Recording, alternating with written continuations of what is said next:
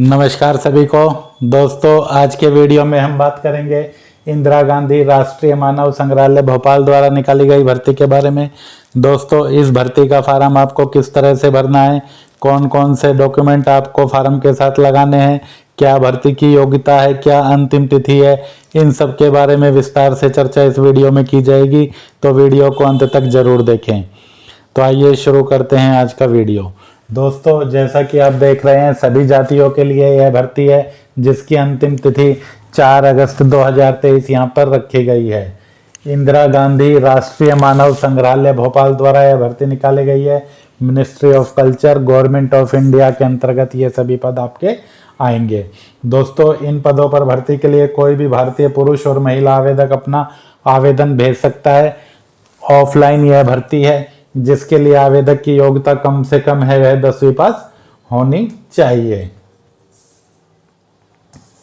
कुल 6 पदों पर यह भर्ती की जा रही है, जिनमें लेबोरेटरी टेक्नीशियन ग्रुप सी का यह पद है जिसके लिए आयु आपकी 18 से 23 वर्ष होनी चाहिए, 18 से 25 वर्ष होनी चाहिए। इन पदों का वेतनमान है यह 25,500 से 81,100 रुपये है। और योग्यता की बात करें तो आवेदक 12वीं पास होना चाहिए और उसके पास भौतिक और रसायन विषय होने चाहिए। अगला पद है स्टेनोग्राफर ग्रुप सी का। इसके लिए आयु की बात करें तो 18 से 28 वर्ष है। वेतनमान की बात करें तो 25,500 से 81,100 रुपये है। योग्यता की बात करें तो आवेदक कम से कम 10वीं पास हो और उसकी अंग्रेजी स्टेनोग्राफी में 80 शब्द प्रति मिनट तथा अंग्रेजी टाइप में 40 शब्द प्रति मिनट की गति भी होनी चाहिए। अगला पद है ड्राइवर का ग्रुप सी का यह पद है। इसके लिए कम से कम आयु 23 साल और अधिकतम आयु है वह 30 वर्ष होनी चाहिए। इन पदों का वेतनमान 19,900 से 63,200 रुपये है। इन पदों के लिए योग्यता की बात करें तो आवेदक के पास 4 वर्षीय अनुभव सहित मोटर कार चलाने का लाइसेंस होना चाहिए और आवेदक को है मोटर मैकेनिज्म का ज्ञान भी होना चाहिए। शैक्षिक योग्यता की बात करें तो 5वीं, 8वीं, 10वीं पास कोई भी आवेदक ड्राइवर के लिए अपना आवेदन भेज सकता है। अनिवार्य योग्यता है वह 4 वर्षीय अनुभव के साथ ड्राइविंग लाइसेंस। इसके बाद अगला पद है ग्रुप सी सीनियर क्लर्क का। इसके लिए आयु की बात करें तो 18 से 26 वर्ष है। वेतनमान 25,500 से 81,100 रुपये है। इन पदों के लिए आवेदक 10वीं पास है तो उसके पास 5 वर्ष का क्लरिकल कार्य का अनुभव होना चाहिए और यदि बीए पास है तो उसके पास 3 वर्ष का क्लरिकल कार्य का अनुभव होना चाहिए। दोस्तों, यह अनुभव आपका है, यह केंद्रीय सरकार के किसी भी विभाग से हो सकता है। इसके बाद अगला पद है संग्रहालय सहायक ग्रुप सी का। इसके लिए आयु की बात करें तो 18 से 28 वर्ष है। वेतनमान की बात करें तो 29,200 से 92,300 रुपये है। इन पद के लिए स्नातकोत्तर होना चाहिए मानव विज्ञान में या फिर मानव विज्ञान में ऑनर्स डिग्री होनी चाहिए। इसके बाद अगला पद है संरक्षण एसोसिएट का। यह ग्रुप बी के अंतर्गत है। इसके लिए आयु 18 से 30 वर्ष है। वेतनमान की बात करें तो 35,400 से 1,12,400 है। आवेदक है वह एमएससी रसायन शास्त्र से कम 2nd डिवीजन से पास होना चाहिए और उसके पास 2 वर्ष का अनुभव भी होना चाहिए। दोस्तों, यह जो आयु है आपकी, ये सभी की गणना अंतिम तिथि के अनुसार यानी कि 4 अगस्त 2023 के अनुसार आयु की आपकी गणना की जाएगी।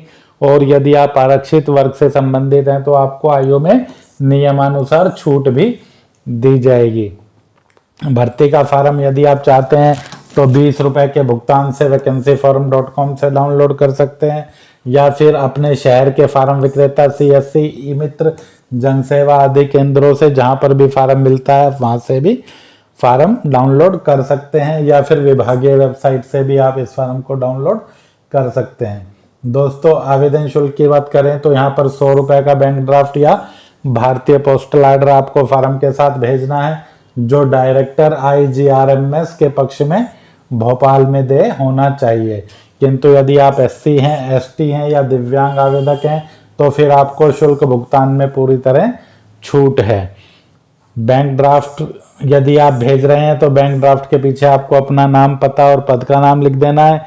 यदि आप शुल्क पोस्टल आर्डर से भेज रहे हैं तो यह सभी सूचनाएं आपको पोस्टल आर्डर पर आगे दिए गए स्थान पर लिख देनी है।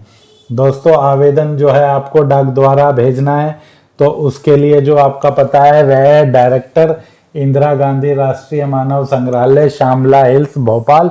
पिन कोड है 462013, मध्य प्रदेश। इस पते पर आप अपना आवेदन है वह डाक से भी भेज सकते हैं और व्यक्तिगत रूप से भी जमा कर सकते हैं।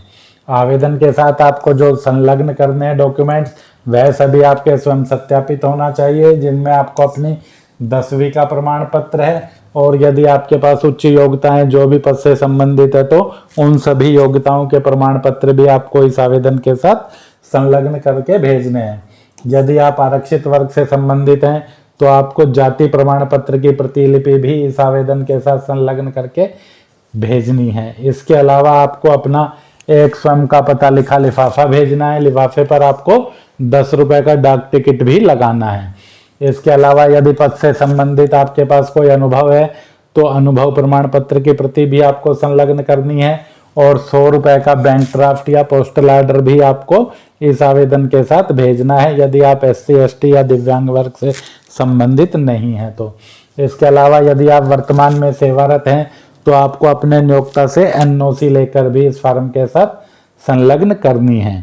सामान्य शर्तों की बात करें तो जिस लिफाफे में आप अपना आवेदन और डॉक्यूमेंट भेज रहे हैं उसके ऊपर आपको पद का नाम और अपनी कैटेगरी लिख देनी है। दोस्तों, यदि आप ड्राइवर के लिए, संरक्षण एसोसिएट के लिए या संग्रहालय सहायक के लिए आवेदन कर रहे हैं तो आप केवल OBC वर्ग में ही आवेदन कर सकते हैं। यदि आप स्टेनोग्राफर पद के लिए आवेदन करना चाहते हैं तो स्टेनोग्राफर का पद है वो लो विजन दिव्यांग के लिए आरक्षित है। इसी तरह से यदि आप सीनियर क्लर्क के लिए आवेदन करना चाहते हैं तो आप सिर्फ SC वर्ग में ही आवेदन कर सकते हैं, और यदि आप लैब टेक्नीशियन के लिए आवेदन करना चाहते हैं तो आप UR वर्ग में ही अपना आवेदन भेज सकते हैं। इस भर्ती का विज्ञापन चाहें तो आप 8 जुलाई के रोजगार समाचार में भी देख सकते हैं। दोस्तों, 8 जुलाई का रोजगार समाचार हमारे टेलीग्राम चैनल पर निःशुल्क उपलब्ध है। आप चाहें तो 8 जुलाई का रोजगार समाचार टेलीग्राम ग्रुप सिंघल प्रकाशन पर भी देख सकते हैं और वहां से निःशुल्क डाउनलोड भी कर सकते हैं। दोस्तों, इसी तरह की सभी भर्तियों के नोटिफिकेशन भी इस टेलीग्राम ग्रुप में भेजे जाते हैं। आप चाहें तो अपनी सुविधा के लिए इस टेलीग्राम ग्रुप को ज्वाइन कर सकते हैं। दोस्तों, फार्म आपको किस प्रकार से भेजना है भरना है देखिए। यह आवेदन का परफॉर्मा है। इस पर आपको यहाँ पर पासपोर्ट आकार का एक फोटो लगा देना है। सबसे पहले name of the post applied for में आप जिस भी पद के लिए आवेदन कर रहे हैं उस पद का नाम लिख देना है। दोस्तों, फार्म के सभी कॉलम आपको अंग्रेजी के कैपिटल लेटर में ही भरने हैं।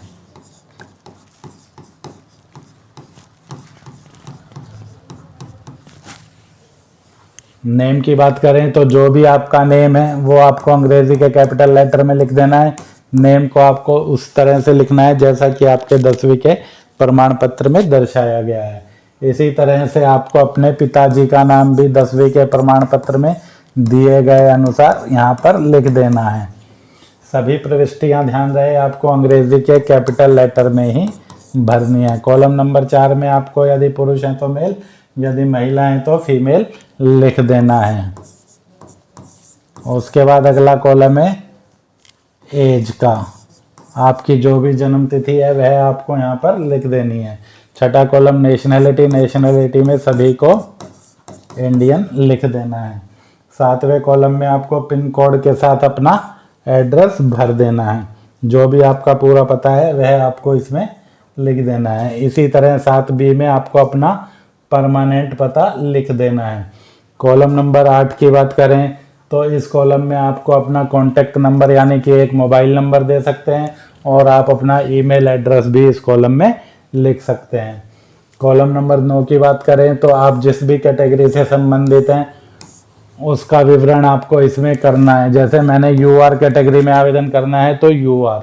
यदि आप by the way physical handicapped हैं तो फिर आपको इसमें फिजिकली हैंडीकैप्ड भी लिखना है, और आपकी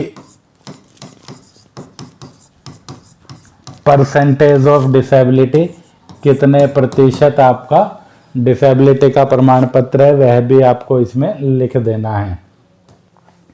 इसके बाद अगला कॉलम है आपका एजुकेशन क्वालिफिकेशन का। दोस्तों 10वीं से आरंभ करते हुए आपको अपनी सभी एजुकेशन क्वालिफिकेशन इस कॉलम में भर देनी है। सबसे पहले एग्जामिनेशन पास में आपको मैट्रिक, और उसके बाद यदि आप 10+2 हैं, ग्रेजुएट हैं, पोस्ट ग्रेजुएट हैं, जो भी आपकी योग्यता है वह सब आपको इसमें लिख देनी है। ईयर ऑफ पासिंग में जो भी आपका पासिंग ईयर है, 10वीं का, जो 12वीं का, जो भी आपके पास योग्यताएं हैं वह सब आपको इसमें दर्शा देनी है। 10वीं के सभी सब्जेक्ट, 12वीं के सभी सब्जेक्ट, बीए के सभी सब्जेक्ट, वह सब आपको इसमें लिख देना है। Percentage of marks and division, जितना भी आपका 10वीं में प्रतिशत है वह, और आपका डिवीजन, दोनों चीजें आपको इसमें लिख देनी है। Name of the board, university, यहाँ पर आपने 10वीं परीक्षा जिस भी बोर्ड से पास की है, 12वीं परीक्षा, ग्रेजुएट परीक्षा जिस भी बोर्ड से पास की है, वह सभी विवरण आपको यहाँ पर दर्शा देना है। इसके बाद 11वें कॉलम की बात करें तो 11वें कॉलम में आपको पद से संबंधित अनुभव यदि आपके पास है तो वह लिख देना है। यदि आपके पास अनुभव नहीं है तो फिर आप इस कॉलम में नॉट एप्लीकेबल लिख सकते हैं, किंतु यदि आपके पास अनुभव है तो फिर name of the employer and post held, कहाँ पर आप काम कर रहे हैं, किस संगठन में, उसका नाम, और जिस पद पर काम कर रहे हैं उसका नाम आपको इसमें लिख देना है। उसके बाद रेगुलर और एडहॉक, यदि आपकी नियुक्ति है वह रेगुलर है तो यहाँ पर रेगुलर लिखिए, वरना एडहॉक आप इसमें लिख सकते हैं।